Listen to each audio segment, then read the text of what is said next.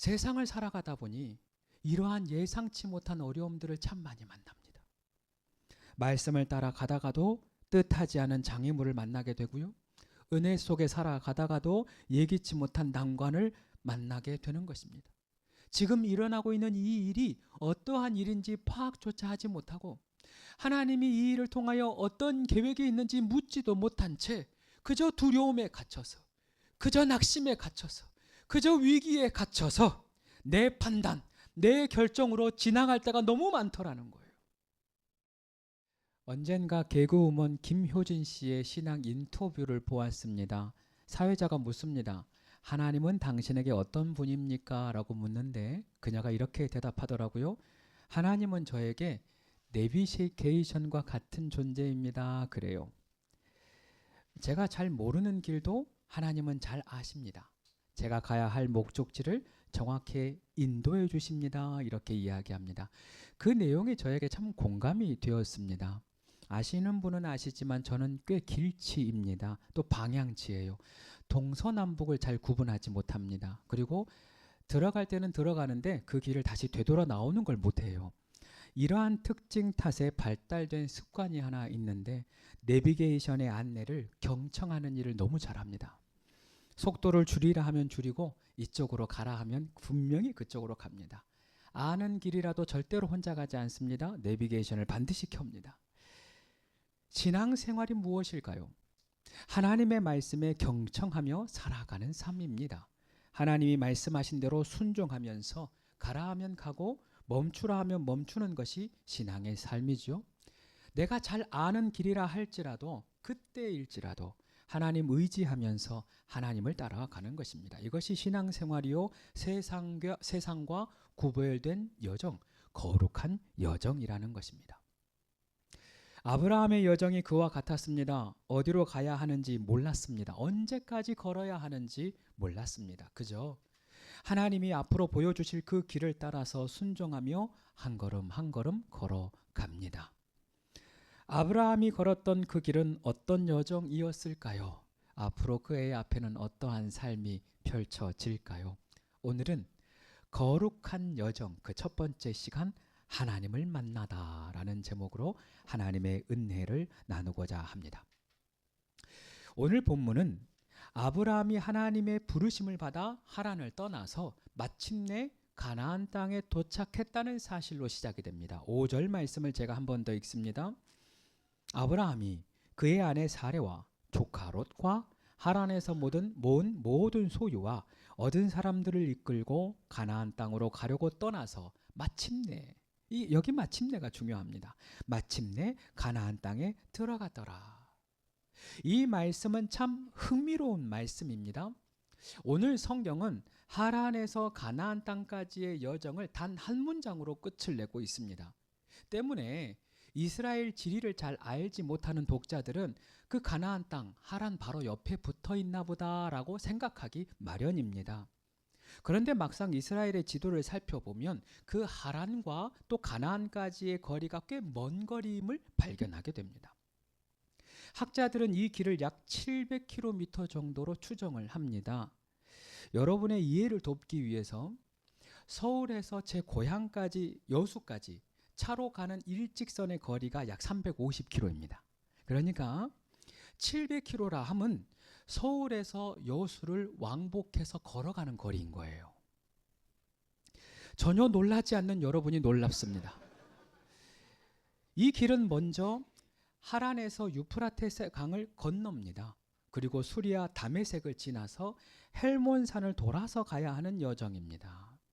이 길은 아브라함이 혼자 걷는 길도 아니었어요.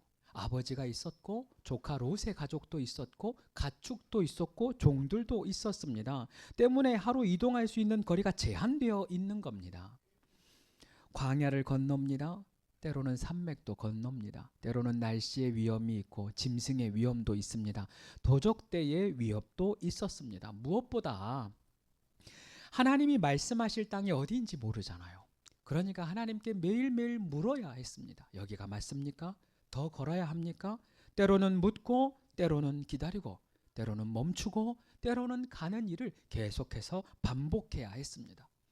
그럼에도 불구하고 성경은 이 여정을 그냥 한 문장으로 만들어 버리는 거예요. 이 여정에 무슨 일이 있었는지 침묵하고 생략합니다. 하나님은 이러한 생략을 통하여서, 이러한 침묵을 통하여서 우리에게 무엇을 말씀하시는 것일까요? 성경을 살펴보니까 성경 안에 칭찬받은 행동보다 책망받은 행동이 더 자세히 기록되어 있어요. 예를 들어 봅시다. 출애굽의 여정이 그렇습니다.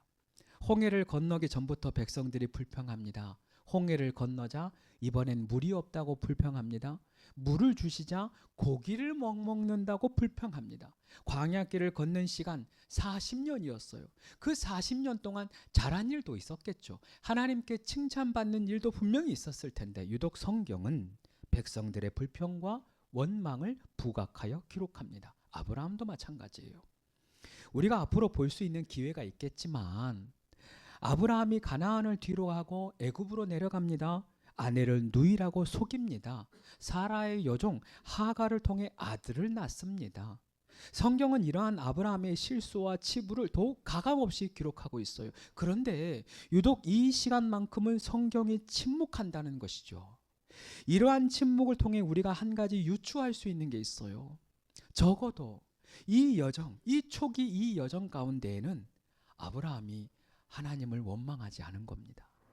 이 초기 여정이 분명히 힘들고 분명히 거친 광야길을 걸었음에도 불구하고 하나님을 불평하지 않고 원망하지 않았다는 것을 발견하게 되는 거예요. 어떻게 아브라함은 이 불확실한 상황 속에서 침묵하며 걸을 수 있었을까요? 이 거친 광야를 걸으면서 어떻게 불평하지 않을 수 있었을까요? 우리는 지난 본문 4절과 그리고 히브리서 11장 말씀을 통해 그 비밀을 알게 됩니다. 4절 말씀 이렇게 시작됩니다. 이에 아브라함이 여호와의 말씀을 따라갔고 롯도 그와 함께 갔다라고 기록합니다. 말씀을 따라갔다라고 하죠. 그리고 이 말씀을 히브리서 11장 8절은 이렇게 해석합니다. 믿음으로 아브라함은 부르심을 받을 때에 순종하여 장래의 유업을 받을 땅에 나아갈새 갈 바를 알지 못하고 나아갔다라고 쓰고 있습니다. 지금 하나님이 우리에게 무엇을 말씀하시는 것입니까? 하나님의 말씀을 절대적으로 붙들 때 흔들리지 않는다는 겁니다. 하나님의 말씀을 절대적으로 신뢰할 때, 절대적인 믿음을 가질 때 우리의 믿음과 마음이 방황하지 않는다는 거죠. 지난주 여러분에게 잠깐 말씀을 드렸습니다. 아브라함과 롯의 결정적인 차이가 무엇입니까? 왜 아브라함은 하나님의 축복을 받아 믿음의 조상이 되며 왜 롯은 소돔 땅에서 죽을 고생을 하게 됩니까? 바로 무엇을 따라가느냐, 그 차이인 겁니다. 아브라함은 여호와의 말씀을 따라 쫓아갔습니다. 그러나 롯은 아브라함을 따라갔습니다. 하나님을 따라가는가 아니면 사람 따라가는가? 말씀을 따라가는가 아니면 사람 따라가는가? 그것이 내 인생의 끝을 결정하며 내 인생의 결말을 결정한다는 것입니다. 그래서 우리 교회 성도들이 좀 주의해야 돼요. 어디 가서 목사님 따라왔습니다. 그러면 안 돼요. 권사님 갔으니 나도 갔다. 아내가 가서 나도 갔다. 그런 건 안 되는 거예요. 저도 마찬가지입니다. 우리 모두는 하나님의 말씀 따라가는 사람들입니다. 우리 모두는 말씀 의지하여 살아가는 사람들입니다. 다시 말씀드립니다. 하나님을 따라가야 승리할 수 있습니다. 말씀을 따라가야 흔들리지 않을 수 있는 것입니다. 아이가 태어나서 약 7개월 그리고 8개월 정도 되면 시각적으로 위험을 감지할 수 있는 능력이 생깁니다. 이 위험을 감지하는 능력을 실험하기 위한 실험 하나가 있는데 바로 시각 벼랑 실험이라는 겁니다. 이렇게 하는 겁니다. 기어가는 아이 앞에 낭떠러지처럼 무대를 만들어 놓습니다. 그리고 그 낭떠러지 위에는 투명한 유리판을 깔아 놓아요. 그러면 아이는 유리라는 것을 인지하지 못하기 때문에 그 앞에 낭떠러지를 보고 무서워하면서 건너지를 못하는 겁니다. 그런데 이 무서워하고 두려워하는 이 아이가 건너게 되는 한때가 있어요.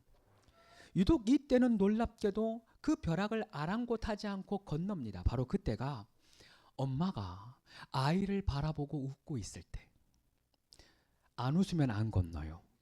반드시 웃어야 해요. 엄마가 아이를 바라보고 웃고 있을 때 아이도 그 엄마의 얼굴을 보고 안심을 합니다. 그 엄마의 얼굴만 보고 그 엄마의 환영과 환대, 웃는 모습을 보고 엄마의 시선과 마주하며 그 엄마의 시선에서 눈을 떼지 않고 담대히 건너가는 것입니다. 즉 아브라함이 가나안 땅을 도착하기 그때까지는 하나님 바라보며 말씀 붙들며 좌로나 우로나 치우치지 않고 힘차게 걸어갔던 것입니다. 저에게도 때로는 염려로 가득한 날들이 있습니다. 때로는 걱정이 되고 때로는 두려운 날들이 있어요. 내적인 불안, 내적인 염려, 내적인 긴장감, 내적인 위기의식이 수시로 저에게도 나타납니다. 그때마다 저는 시편 42편 5절을 묵상합니다. 이렇게 쓰여져 있습니다. 내 영혼아, 내가 어찌하여 낭망하며 어찌하여 내 속에서 불안하여 하는고 너는 하나님을 바라라. 그의 얼굴에 도우심으로 인하여 내가 오히려 찬송하리로다. 그렇게 염려가 다가올 때마다 스스로를 향해 외치는 겁니다.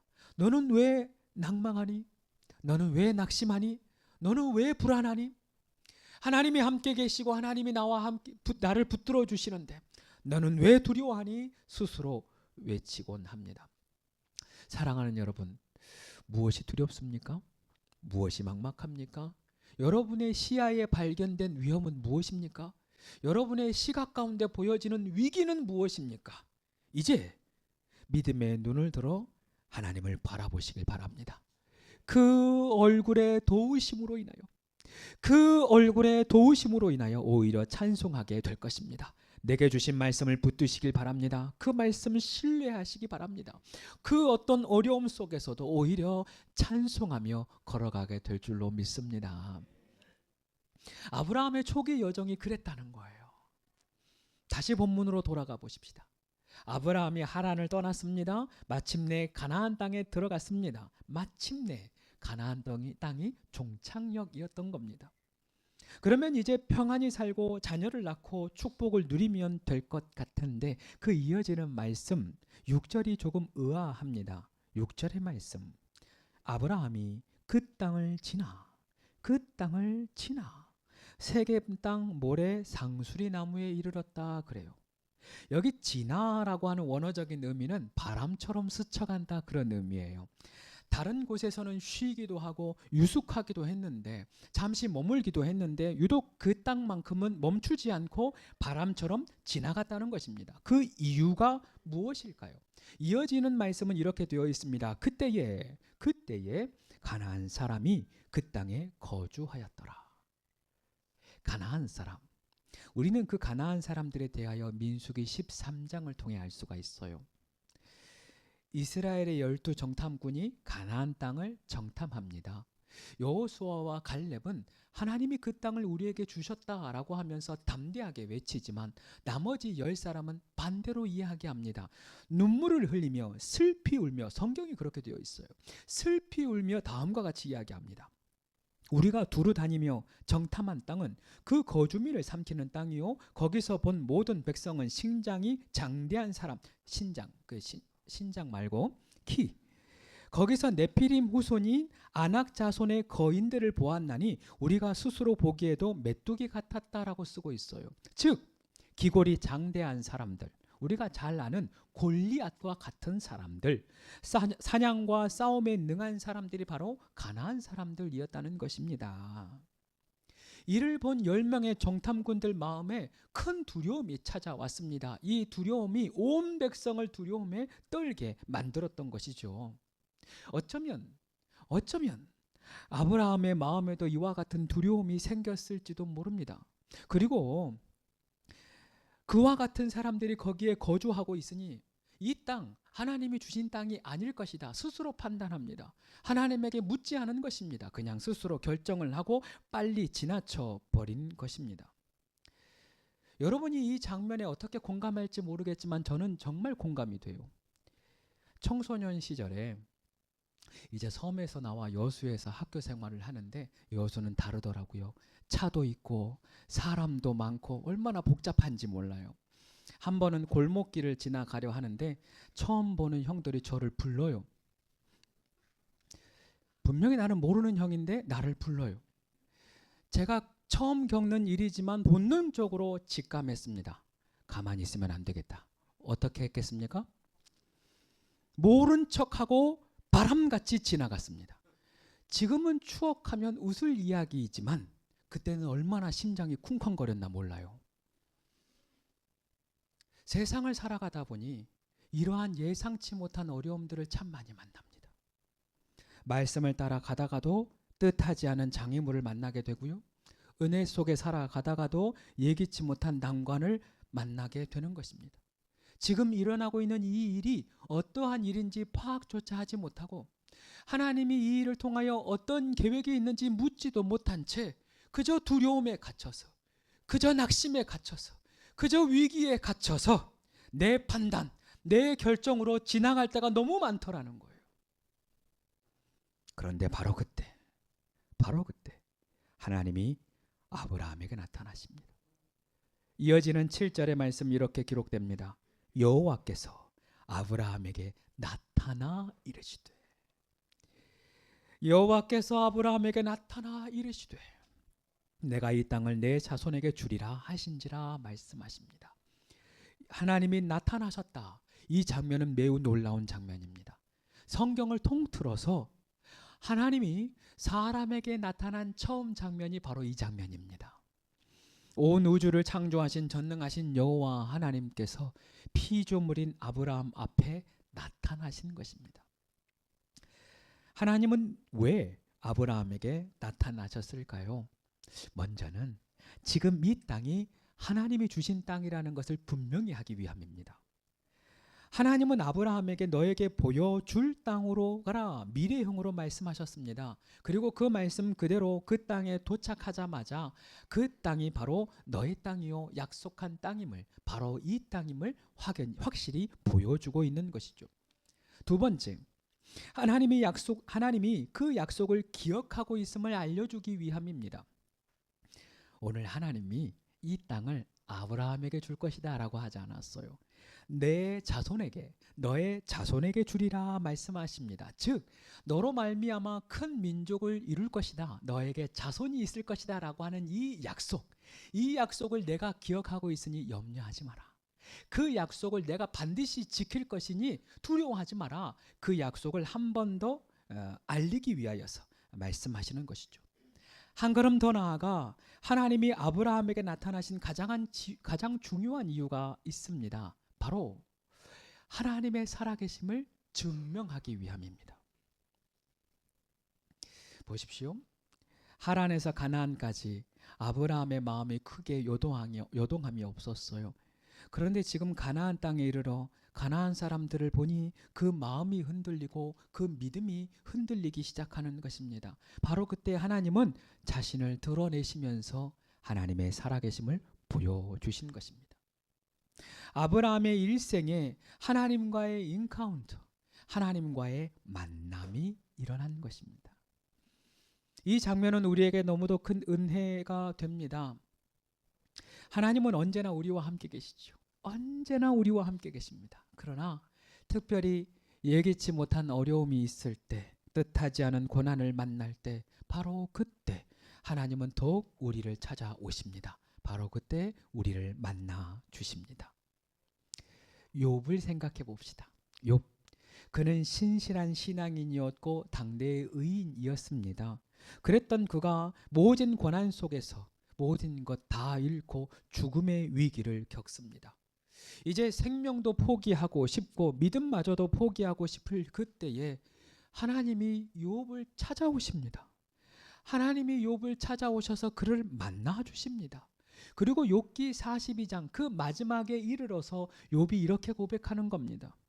내가 주께 대하여 귀로 듣기만 하였사오나 이제는 눈으로 주를 배옵나이다. 이제는 눈으로 주를 배옵나이다. 그렇습니다. 욥과 같은 위대한 사람도 하나님에 대하여 그동안 귀로만 들었던 신앙생활을 했던 것입니다. 그랬던 욥이 고난의 한복판에서 나를 찾아오시는 하나님, 나를 만나주신 하나님을 만나게 되는 것이죠. 야곱도 그러합니다. 야곱이 형 에서를 만나기 위해 야복강 나루터에 섭니다. 가축도 보냅니다. 하인들도 먼저 보냅니다. 사랑하는 가족들까지 미리 보냅니다. 형을 만나면 나 죽일 텐데 나 어떻게 하나. 혼자서 그 강을 건너지 못한 채 밤이 되도록 두려움에 떨며 그 강가에 주저앉아 있습니다. 바로 그때 하나님이 야곱을 찾아오시는 것입니다. 바로 그때 하나님이 야곱을 만나 주시는 것입니다. 사랑하는 여러분, 여러분은 지금 어떤 시간을 보내고 있습니까? 혹여나 욥처럼 건강을 잃어버렸습니까? 재정을 잃어버렸습니까? 가족을 잃어버렸습니까? 사람을 잃어버렸습니까? 혹시나 야곱처럼 두려움 때문에 아무것도 못하고 있습니까? 홀로 어두운 밤을 지새우고 있습니까? 기억하십시오. 바로 그때 하나님은 여러분을 찾아가실 것입니다. 바로 그때 하나님은 여러분을 만나 주실 것입니다. 혹여나 지금껏 하나님에 대하여 귀로만 들었던 신앙은 아니었습니까? 하나님을 만나지 못한 채 은혜 없는 신앙생활, 기쁨이 없는 신앙생활을 하지는 않았습니까? 하나님을 찾으시길 바랍니다. 하나님을 구하시길 바랍니다. 하나님은 자신을 찾는 자들에게 내가 만나 주겠다 약속해 주셨습니다. 하나님을 만나면 새 힘을 얻습니다. 하나님을 만나면 능력을 얻습니다. 하나님을 만나면 생명을 얻습니다. 소망을 얻습니다. 담대함을 얻습니다. 하나님을 만나기만 하면 우리의 모든 인생의 문제에서 우리가 해방될 뿐만 아니라 그 인생을 복되게 살아갈 수 있는 힘을 얻는 겁니다. 은혜의 삶이 시작되는 것이죠. 하나님이 부르신 이 거룩한 여정의 핵심이 바로 이 하나님과의 인카운터, 하나님과의 만남에 있는 것입니다. 우리를 하나님께서 부르시는 이 광야 한복판에 세우신 이유, 그 핵심, 우리의 인생의 여정도 그 핵심은 바로 하나님과의 만남, 하나님과의 인카운터에 있다는 것이죠. 오늘 이 시간 하나님을 만나는 귀한 시간 되시기를 축복합니다. 하나님을 귀로만 듣는 신앙이 아니라 하나님을 내 눈으로 보고 나를 만지시는 하나님, 내 앞에 계시는 하나님, 나를 만나주시는 그 하나님을 경험케 되시기를 축복합니다. 이제 한 가지 이야기로 오늘의 설교를 마치려 합니다. 코로나가 한창일 때입니다. 당시는 사람과 사람이 만날 수 없는 상황이었기 때문에 치유 수양회를 온라인으로 진행했더랬습니다. 당시 말기암으로 이제는 더 이상 걷지도 못했고 홀로 교회에 나오지 못하셨던 한 집사님이 계셨습니다. 마침 온라인으로 치유 수양회를 한다고 하니까 병상에 누워서 아내 집사님과 함께 온라인 치유 수양회를 하는 거예요. 당시 온라인 치유 수양회는 지금처럼 1박 2일로 하지 않고 5일 동안 저녁 시간 동안에만 했습니다. 셋째 날쯤 되었을까요? 사역을 마치고 우리 집사님 고백하기를 한밤중부터 극심한 고통이 몰려왔답니다. 그 고통이 너무 심해져서 차라리 죽는 게 낫겠다. 차라리 죽는 게 낫겠다 싶은 마음이 들더랍니다. 그렇게 모든 것을 포기하고 싶은 그날 밤에 하나님이 그 병실에 찾아오십니다. 하나님이 찾아오셔서 그 집사님의 마음과 몸을 만져주십니다. 그 경험이 너무 뚜렷해서 다음날 아내에게 이야기했답니다. 하나님이 나를 찾아오셨어. 하나님이 나를 만져주셨어. 하나님이 나를 찾아와 주셨어. 하나님이 나를 만나 주셨어.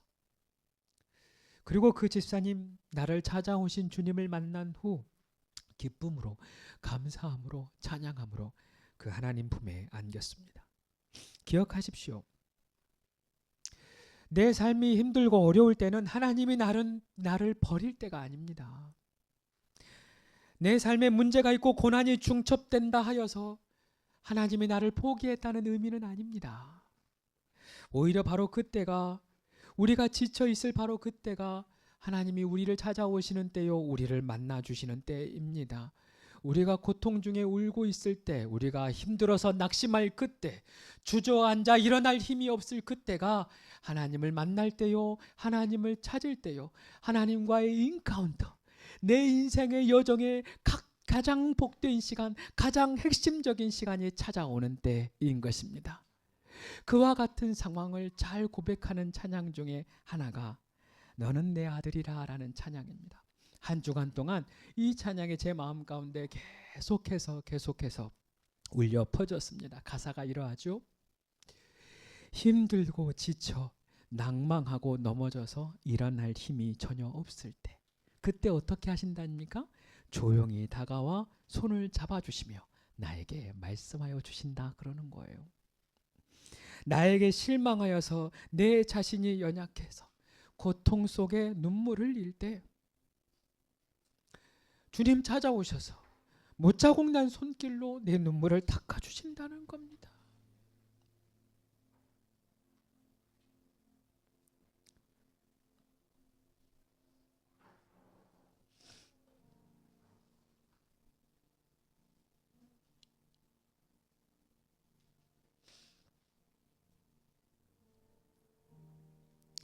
그렇습니다.